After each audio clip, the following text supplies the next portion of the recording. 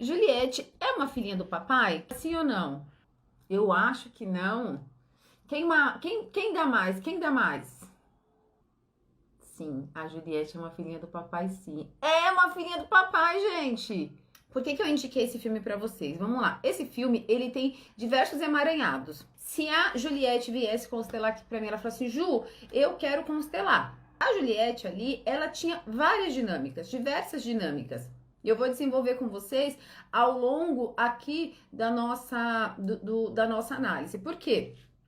Porque sempre quando a gente vem constelar um tema, precisa ser um tema específico. Então, por exemplo, uma pessoa que vem constelar a parte financeira, não necessariamente a parte financeira dela tá emaranhada com uma questão que, se ela trouxesse a questão, por exemplo, de relacionamento, teria. Ou seja, se a Juliette viesse constelar aqui, poderia mostrar a questão dela com o pai.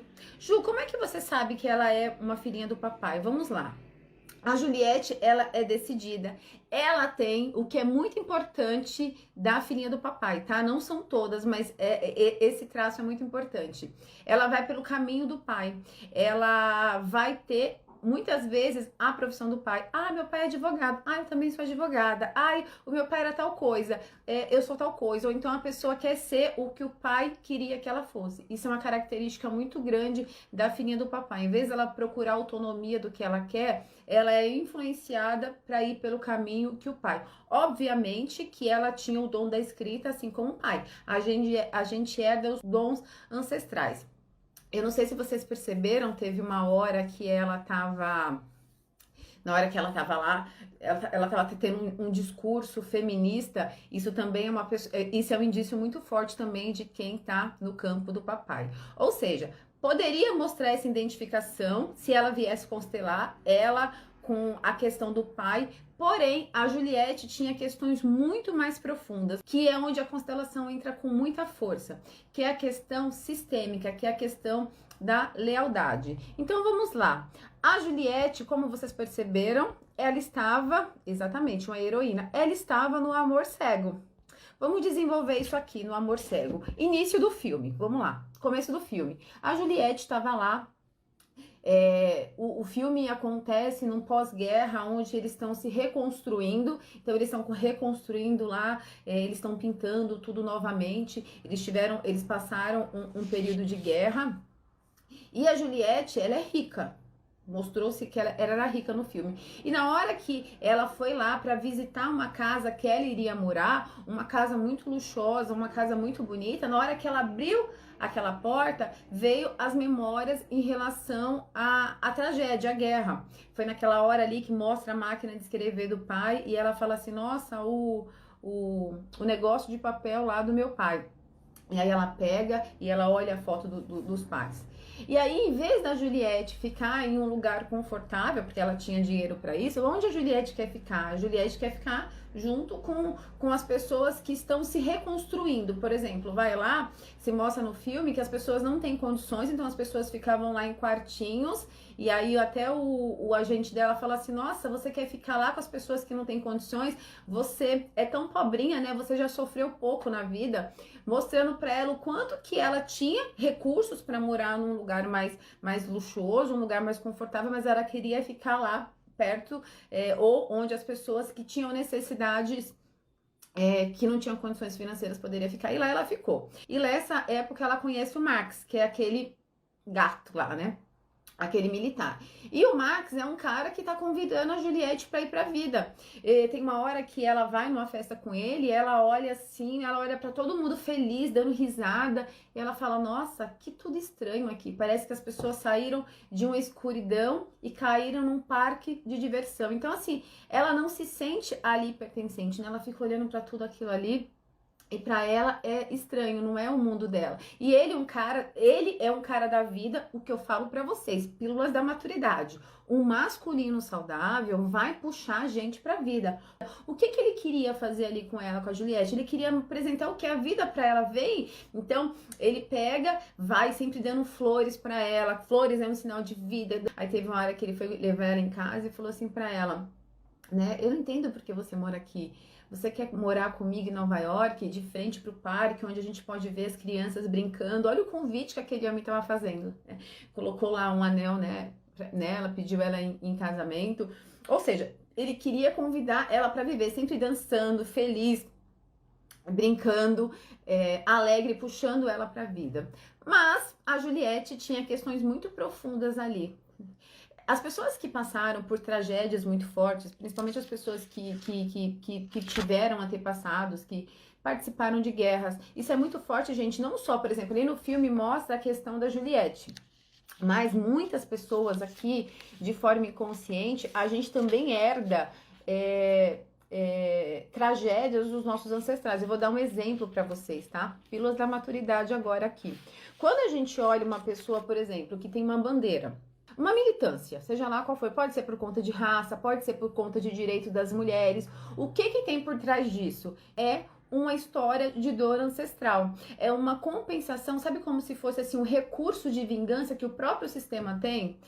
Existe isso em todos os sistemas. A gente vai desenvolver isso muito aqui nesse filme, porque tem isso muito forte no filme, na história da Elizabeth. Então, essa questão de conflitos entre raças, mostra muito isso dentro do filme. Quando a Juliette começou lá, na angústia dela, e aí ela começou a receber cartas lá, Dulce. E ela começou a ficar interessada como tudo aquilo ali, como ela estava sem inspiração, ela resolveu fazer aquela viagem. Quando ela chega lá, tudo é muito diferente do vivido por ela, do que ela tem lá. Então ela acha aquilo ali tudo muito encantador. E se vocês começarem a perceber, ela começa a ter vida, ela começa a olhar para tudo, ela começa a ficar interessada. Ou seja, a postura dela muda completamente quando ela estava na cidade. Na hora que ela chega lá, ela se encontra. E ela começa a ficar muito intrigada com toda aquela história.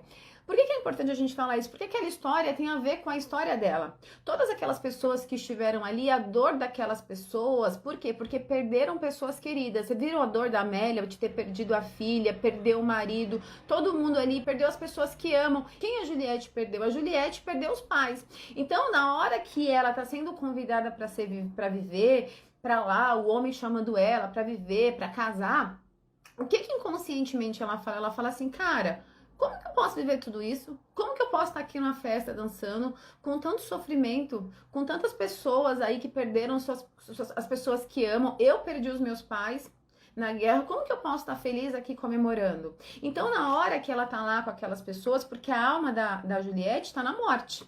Na hora que ela tá lá com aquelas pessoas, ela se sente como se ela tivesse encontrado quem? A família dela. Tanto que tem uma hora, no final, que ela escreve uma carta, ela fala justamente isso. Eu encontrei a minha família de alma. Isso é muito forte, gente. Por quê? Porque eu sempre digo, a nossa alma vai direcionar a gente para o lugar que a gente precisa. E naquele momento, ela estava tão marcada por dor, ela estava tão marcada por toda a falta que ela sentiu da família, que aquilo ali foi o recurso que a alma dela encontrou para ela lidar com aquela situação. Tem uma hora que ela fala assim, que eu até marquei aqui, que ela fala da questão de leitura, que ela fala da questão dos livros, que o primeiro contato com eles foi por conta do livro, que ela fala que se ela não tivesse se mergulhado nos livros, ela não teria dado conta de ter perdido os pais.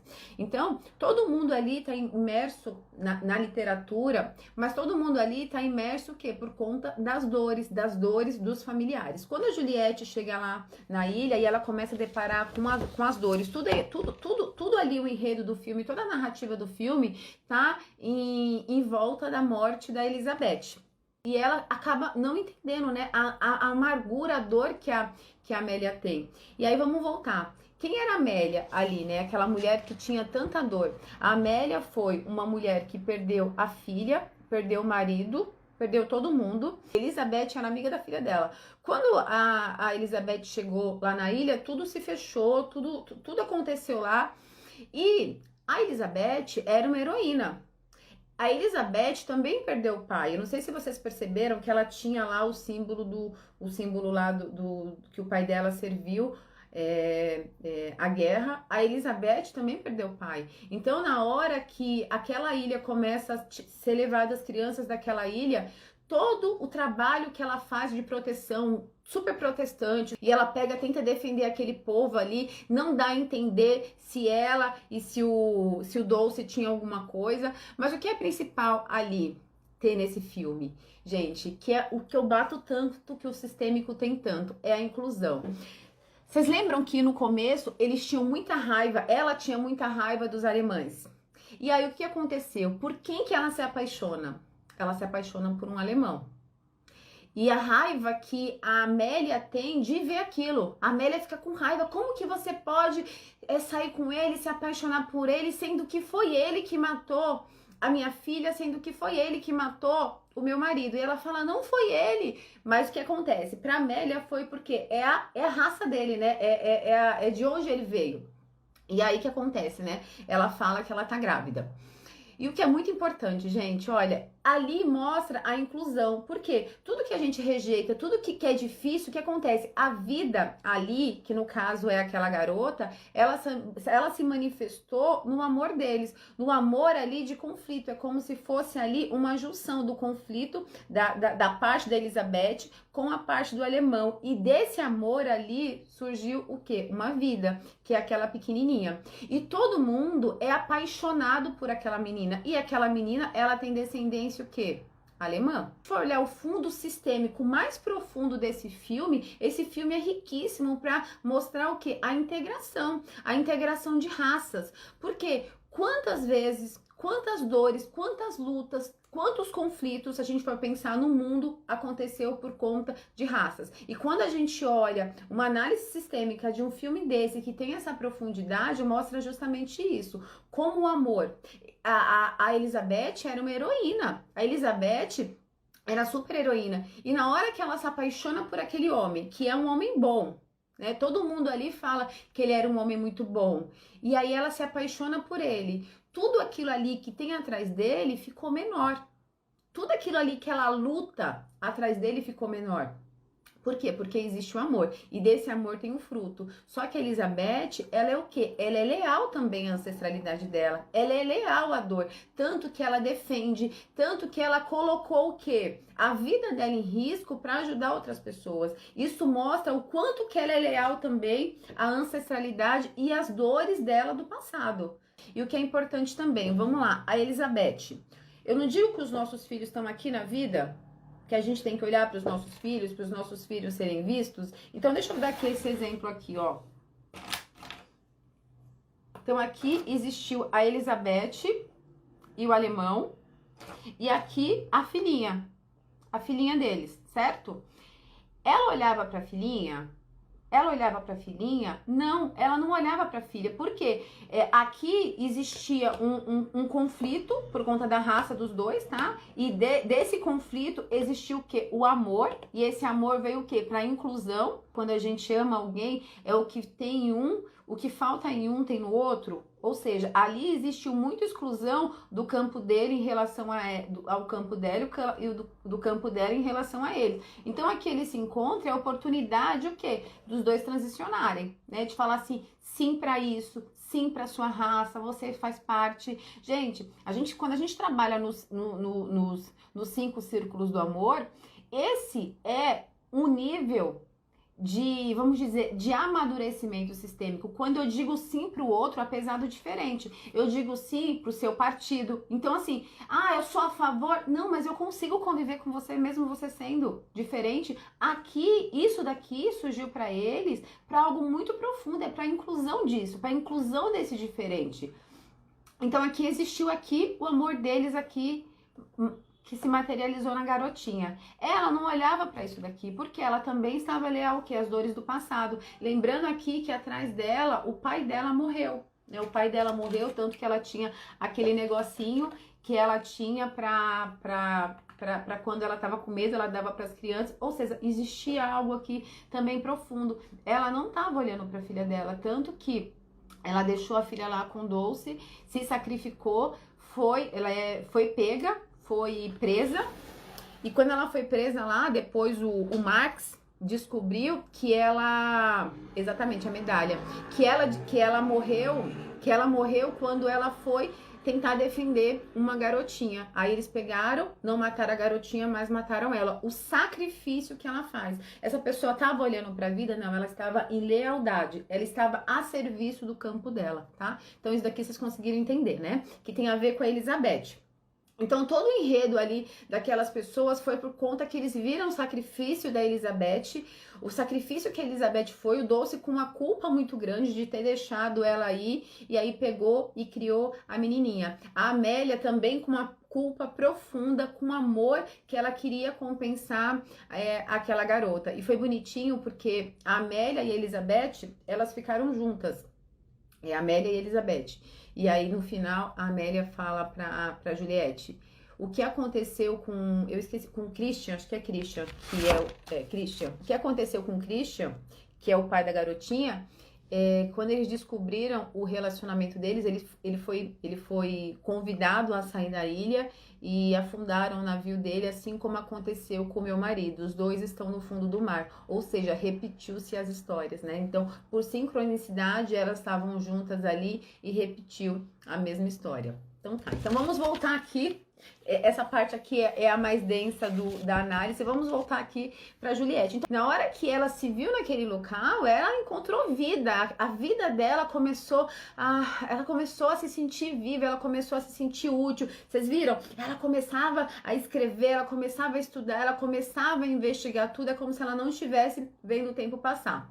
E aí, na hora que ela pede aquele favor pro Max, o Max de prontidão, não, eu vou fazer isso pra você, eu vou lá, faço pra você, e ele faz esse favor pra ela. Agora vamos falar de relacionamento.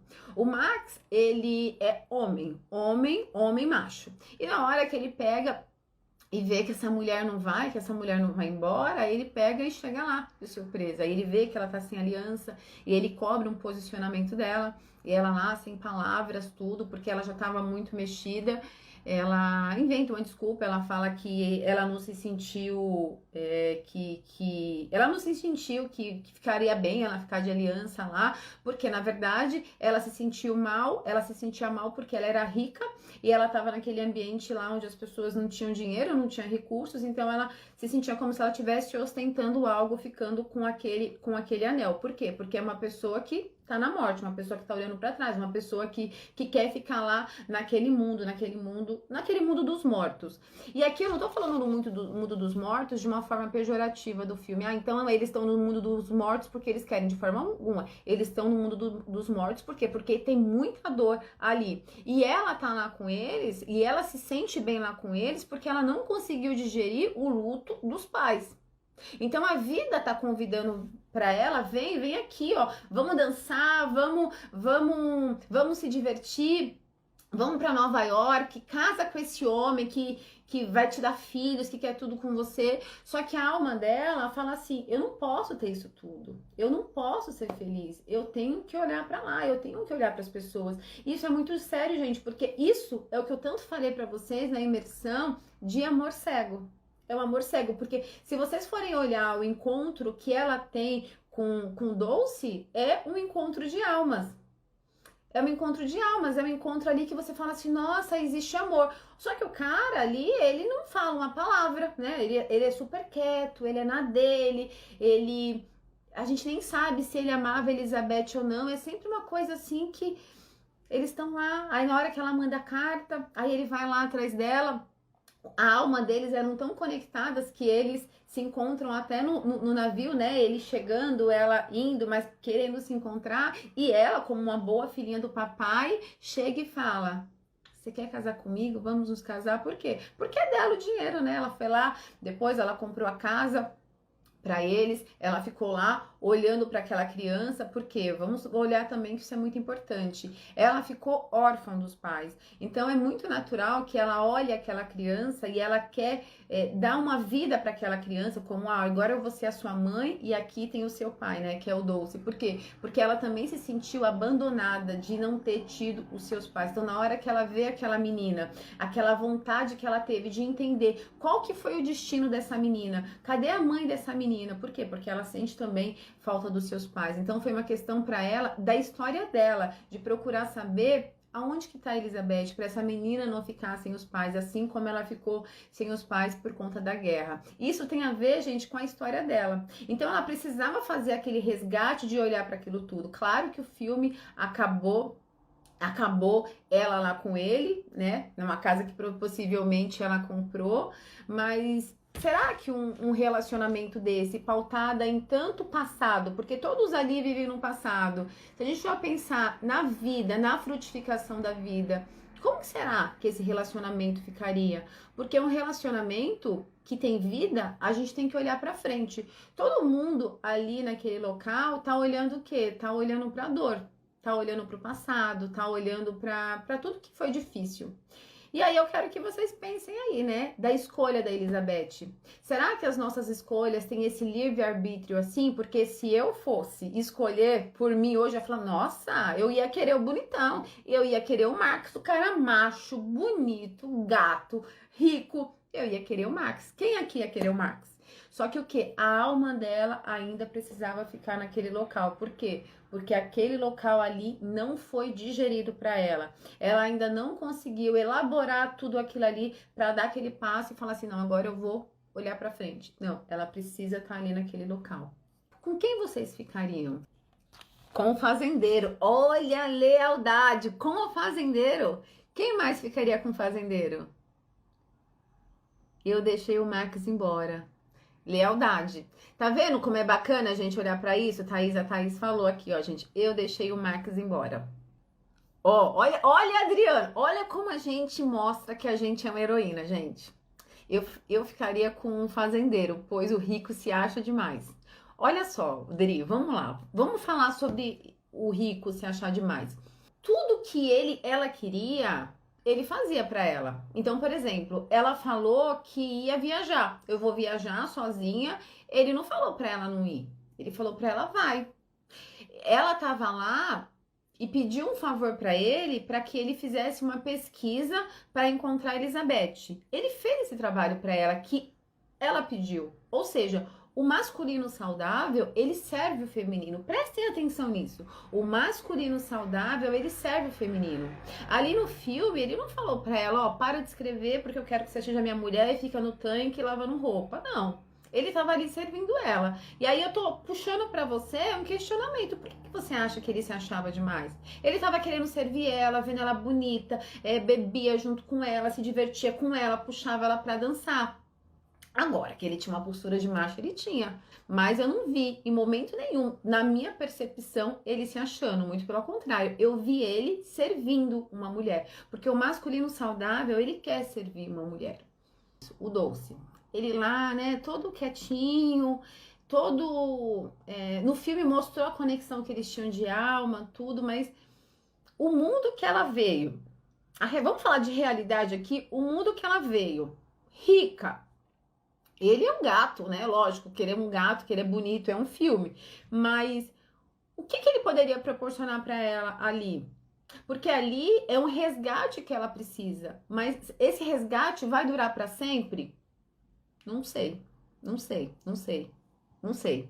Esse resgate iria durar para sempre? Esse amor, depois que ela passasse ali um tempo, será que eu ia falar, não, já deu agora eu quero viver? Porque ela não é uma pessoa que foi criada naquele ambiente, não foi criada naquela ilha. Ela é uma pessoa da cidade, ela é uma mulher urbana, uma mulher feminista. Não sei se aquilo ali era um lugar que saciaria a alma dela por muito tempo. Eu acho que ela precisou fazer aquilo ali, fazer aquele movimento. O filme acabou ali, lógico, né? Eles casaram, fazer aquele movimento para ela integrar o passado dela, ou seja, a alma ficar ali mais um pouquinho, sabe, para falar assim, não, eu preciso ficar um pouquinho mais nesse luto para eu elaborar esse luto que foi difícil, mas depois a vida que segue, eu preciso olhar para a vida. O Doce parecia meio frouxo. É isso, gente. Por quê? Uma mulher que é forte, uma mulher, uma heroína. É esse tipo de homem que a mulher heroína vai se encantar. Mulheres, viu, filhinhas do papai? Porque acha que é um homem sensível. Porque se é um homem macho, se é um homem... Essa relação vai ter conflitos. Não tem jeito. Quando a gente é uma heroína e a gente encontra um homem mais masculino, essa relação vai conflituar. Vai conflituar, gente, não tem jeito. Mas não é conflituar pra briga, é conflituar pra o quê? Pro transicionamento, pra transicionar a relação. Principalmente a gente, quando a gente é heroína, pra gente o quê? Pra gente voltar pro feminino. Porque uma relação, eu tô falando uma relação saudável, uma relação que tem fundamento, uma relação que tem possibilidade de ser próspera, pra tudo, pra sexualidade, pra manutenção desse relacionamento, a gente tem que estar no nosso feminino. Sem feminino, não tem jeito, é um relacionamento. E o homem, sim, a gente tem que colocar o homem nesse local masculino. Ah, Ju, mas a minha mãe e o meu pai sempre viveram nesse relacionamento. O meu pai é o feminino. Tem que ver como que é a relação deles de homem e mulher, no fundo, no fundo, no fundo. Quanto que eles se satisfazem, viu, gente? Porque pela minha experiência aqui, das pessoas que eu recebo, é algo muito difícil. Por isso que eu bato tanto nessa tecla pra vocês do feminino, tá? Como é forte essa nossa ligação de alma, tá? A gente tá falando aqui, claro que a gente tá brincando aqui, mas existiam essas questões sistêmicas muito mais profundas que faziam com que a Elizabeth fosse para esse local. Então, na hora que ela escreve aquela carta para a sociedade literária, eu quero ler um pouquinho para vocês o como que a alma dela ainda ansiava por aquele lugar, tá? Na hora que lá no final que ela escreve uma carta para eles. Então eu vou ler para vocês, que pode ser que tenha passado para vocês sem muita atenção. Ela fala: "O mundo parecia um deserto que eu tinha de atravessar em busca de rostos familiares. Sem saber, sinto que estava buscando rostos familiares há muitos anos. E não sei explicar o porquê, reconheci esses rostos como sendo seus. Eu os reconheci. Vocês acham que é possível pertencer a alguém antes mesmo de tê-los conhecido? É possível eu pertencer a vocês e vocês pertencem a mim." Eu quis ler isso daqui para vocês entenderem que isso daqui é uma profundidade de alma, não é aqui. Lógico que pelo caminho racional, a gente tá brincando aqui, a gente tá fazendo uma brincadeira do Marx, mas aqui pensem que é uma pirâmide. Então aqui, ó, tem essa questão do masculino e feminino que a gente tava brincando aqui, né, que ela é heroína, filhinha do papai. Só que atrás disso, gente, tem uma questão sistêmica. A questão sistêmica é muito mais profunda. Então, eu quero que vocês pensem que aqui é dessa base para cima. Então, aqui, por exemplo, é o nosso comportamento. Tudo isso daqui vai influenciar o nosso comportamento. Essa base aqui, que é o sistêmico. No caso dela, no caso da Juliette, aqui, o sistêmico dela, como eu falei para vocês, tá o quê? Tá da morte, tá com dor, tá com vários emaranhados aí de uma situação de guerra, de morte. Então, o que acontece? Aqui, no feminino e masculino, ela precisou o quê? Ela precisou ser forte, naturalmente, para lidar com tudo aquilo, para não entrar em contato com as suas emoções. Por quê? Porque o feminino é o quê? Emoção. O feminino é a gente sentir. O feminino é isso, é a gente sentir as nossas emoções. Eu falo tanto para vocês, pra gente entrar em contato com o feminino. Só que se ela entrar em contato com o feminino, ela vai sentir o quê? Dor. Por quê? Porque imagina só como que o luto foi elaborado por ela. Tanto que ela escreveu aqui: eu mergulhei nos livros para não lidar com aquela realidade que era a morte dos pais. Então aqui no sistêmico dela é dor. Então ela precisa se proteger dessa dor. Como que eu me protejo? Energia masculina. Energia masculina para quê? Para não entrar em contato com as minhas emoções. O feminino é a gente sentir as emoções.